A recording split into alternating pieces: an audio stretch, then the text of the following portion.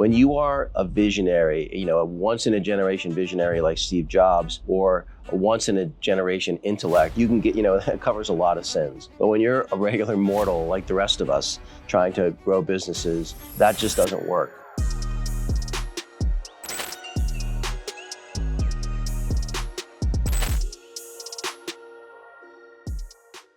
If you're a leader struggling with high turnover, low engagement, or teams that are always doing the bare minimum, or at least it seems that way, you're probably leading the same way everybody else does and getting the same mediocre results. The traditional boss knows best approach isn't just outdated, it's actually destroying your company's potential.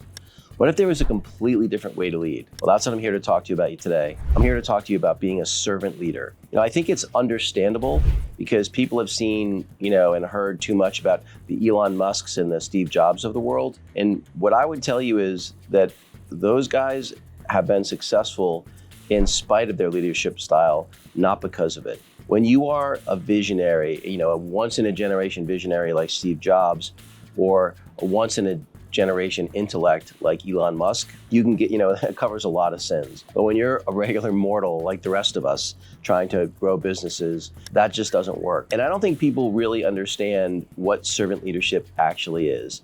It doesn't just mean being a nice guy. It certainly doesn't mean being a pushover. What it does mean is that your job as a leader is to, obviously, yes, you have to create the vision and make sure everyone understands the direction everybody's going in.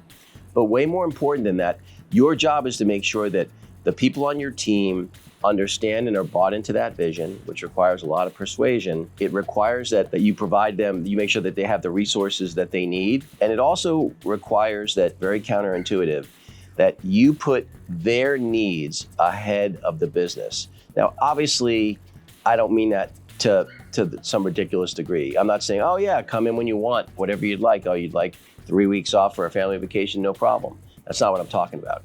What I'm talking about is truly understanding what it is that's important to the individual and to put those priorities first. One of the things that I know has been true for me is I make sure that I understand the career aspirations of every single person that works for me. And then we have a conversation about those aspirations and what the skills are and the experience that they need, that they're gonna need to have to be able to eventually achieve those goals. And by the way, even that's fine, even if some of those goals have nothing to do with your organization. It's frequently the case that when you want to be a high growth company, you're going to need what they call intrapreneurs, which is an entrepreneur, but inside of a company to be able to reach some of those goals. And the only way you're going to be able to keep people that have that true entrepreneurial spirit engaged in the organization is they're going to have a lot of autonomy. You're going to have to show them a path so that after they, you have an exit in this business that they're going to be an entrepreneur in, that you're going to support them, maybe even financially, but certainly as a mentor in whatever they do next. And that the things that you're helping them learn, the skills you're helping them to acquire now are the skills they're going to need to be able to do this all on their own. So that it's not seen as an either or, it's just a now and later. And I just don't see, leaders and organizations doing that. They think they have to be protective of people. And look, I've had people follow me from company to company to company, sometimes 4, 5, 6 different companies. And, in some cases, they've even taken small demotion in the role that they played because they want to work for me again. And the reason they want to work for me again is because I put their needs first. And it's really clear that that's the case. Now, we all have to have an eye on the prize, in terms of where the company I'm running, what direction it's going in, and they have to be fully bought into that. But that's another thing. I think the other problem with leadership is they often don't explain the why something is important. I think the saying goes, people can tolerate any what if they understand the why, or if the why is big enough for them. If you just tell people what to do, it's even people that are self-motivated and self-directed, oftentimes they'll just do what you tell them to do, as opposed to if they understand the why behind what you're doing. You treat those people with respect, value their opinion. When they give you an opinion, even when it's different from yours, you hear what they have to say. You understand the why behind their point of view and their opinion. They'll come to you and they'll point things out or mistakes you're about to make and help you avoid those. People get way too fixated on rank. One of the things that I think is really clever that Jeff Bezos says that he does is when he has a meeting with people of a lot of different levels in the organization, he has the most junior person speak first. And that's because he wants to make sure that everybody feels heard and he understands, human dynamics that if your boss's boss says something different than you and they go before you do, you're probably not going to share your point of view and your opinion.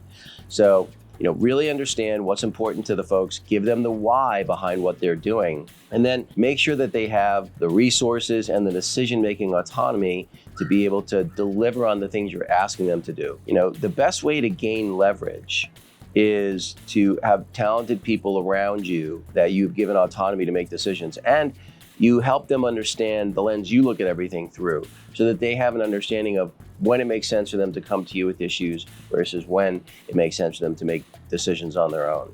This requires you to do a couple things. I always tell people that are relatively new to leadership, under me, that something like 30% of your job is going to be being a therapist. I'm only, slightly tongue-in-cheek when I say that. I actually do think a good part of being an exceptional leader is having a tremendous amount of empathy for the people that you lead. Everyone's going to have ups and downs in their life. They're going through a divorce.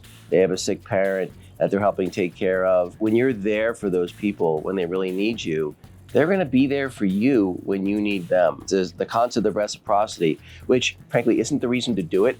I would argue the reason to do it is just because you want to be a decent human being, and that's how you want to travel through life. One of the nice, happy, unintended consequences of being a decent human being is people will want to be decent in return, even people that maybe aren't normally wired that way. Put your own ego aside and focus on the egos of the people that you lead. Make sure that they understand the why behind everything that they're doing. Make sure that they understand that you are both emotionally, intellectually, and financially, as part of the company, invested in their career progression, that this isn't a transactional relationship for you, that this is a long-term relationship you want to have with this individual. And the other thing I would say too is, while this leadership style, in my opinion, in my experience, is far and away the most effective, what I will say is it does require two things. One, you have to be really careful about the folks that you hire. If you hire incorrectly, if you don't hire a person who's self-directed, who's sort of have a little bit more of a natural entrepreneurship, bent to them, they're not particularly ambitious, those folks, often won't work as well in this sort of leadership style. So make sure that you hire for the right characteristics, that you're looking for people that have humility, drive, ambition, that they can take feedback. That's where the humility comes in. And then the related aspect to that is you are going to make hiring mistakes. Having a set of core values that as an organization you follow, and when people violate those core values, as difficult as it is, they don't get to be on the team. So you've got to fire fast. When you realize that someone doesn't have the core aspects of what you're looking for, you've got to cut them loose, because it's going to demoralize the whole team. The saying, one bad apple can ruin the barrel, is never more true in anything than it is in an organization. So hire smart, fire fast, give people autonomy, decision-making ability, make sure they understand the why, persuade instead of demand, and you'll be amazed by the results that you get. Hope it was helpful. See you on the other side.